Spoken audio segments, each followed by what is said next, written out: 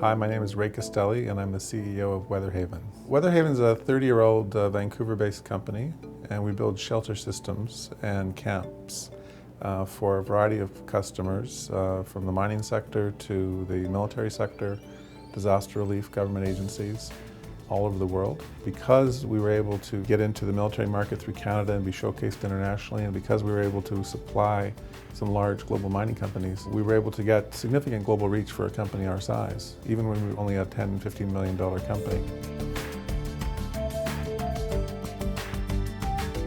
So the situation we found ourselves in 5 years ago was we'd had a fairly successful company that had grown in fits and starts, that couldn't really scale beyond a certain level. And now, because of the trends that were happening in the world around fuel costs and input costs, was starting to become very expensive and lose market share in some of these very far away markets. The owners of the company, who were also the managers of the company, it was a partnership, got together and decided to bring in some outside advisors. We set out to put together this strategic plan, and really the fundamental part of it was the company had to scale, and it all came back to scalability. And the scalability of the company was in part of not just manufacturing in one location, but being able to manufacture at a lower cost but similar quality in other parts of the world while maintaining control of your product and your supply chain.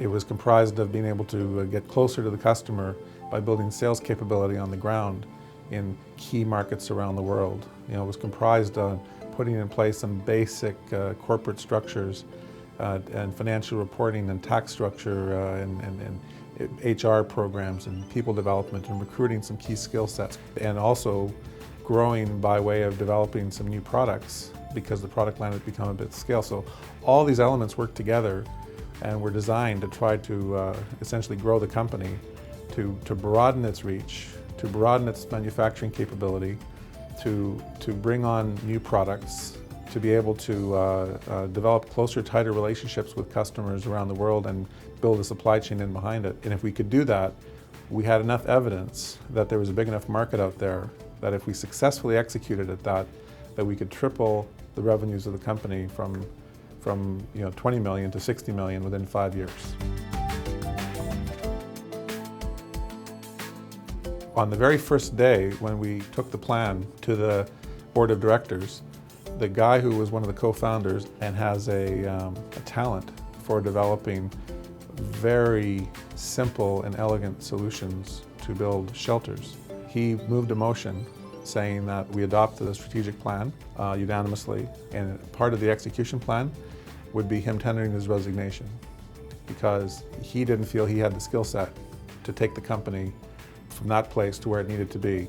And a big part of the plan was developing these 8 new breakthrough products for the company that would take us into a whole other generation of leadership in the product set.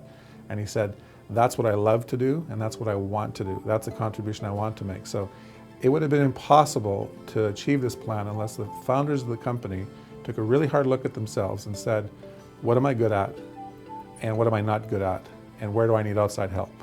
And that's what they did.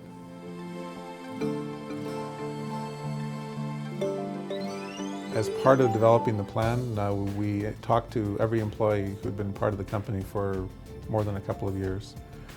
And there was a latent sense inside the company that this is a fantastic company. We have great products and we've got tremendous customers. And if we could only fix this problem or that problem, we're going to unleash something fantastic, but we're being held back by structure. I mean, the employees sensed it. They sensed it. And so they were thirsty for direction. They were thirsty for a plan. So when the plan ultimately came together, where we took the key elements of the plan, boiled it down to effectively a single page, and handed it to each employee to put up in their office or their cubicle as a reminder to track our progress. And we committed that every year we would come back and report on the status of the plan, on how it was doing and where we were ahead, where we were behind.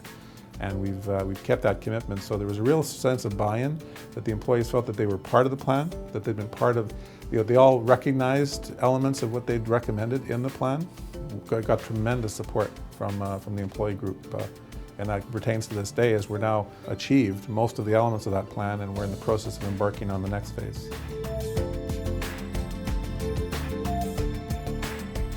In the course of developing this whole approach around strategic planning and around trying to break out of our lack of scalability, and that is the leveraging effect that we never took into account in putting together our original plan. But this time we're involving a much bigger family. We're involving our competitors, our partners. We're involving our people on the ground. We're involving our customers in defining their needs and what our next product sets are. And that opportunity, that pie has grown 5-6-fold again, far beyond anything we could have imagined 5 years ago. So there's a tremendous opportunity. If you've got the right product set and the right people, and you know your customer, there are tremendous opportunities these days because of technology, because of supply chain, different mechanisms for integrating supply chains. Whereas maybe 20 years ago, you had to go do all this vertically integrated, do it all yourself, and spend a whole bunch of capital opening facilities and building plants and buying equipment. There's a tremendous amount of scalability and leveraging you can bring to a relatively small Vancouver local-based company to create a big international entity around a great product.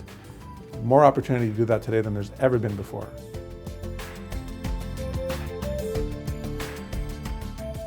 I think if I had to summarize the road that we've been down and how advice I'd give to someone else facing potentially a ceiling in terms of where they can grow their company and bring it all back to scalability. Key elements of scalability are to have a really clear understanding of and discipline around your core business and where you fit and where you play successfully and have a sustainable competitive advantage.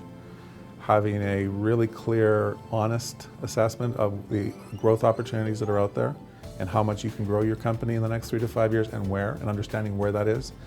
That requires you to have a really deep, personal discussion with your core customer base, because you've got to know, you've got to be able to pinpoint to, a material level where that growth is going to come from. What customer, what product, what region that growth is going to come from, or you're not going to be able to put an execution plan in place. Those are the two building blocks. The other key thing is whether your existing product set can get you there, or whether you need new products to meet needs that aren't being met, and whether your existing executive team or employee base can get you there, and where you need to bring in new skills.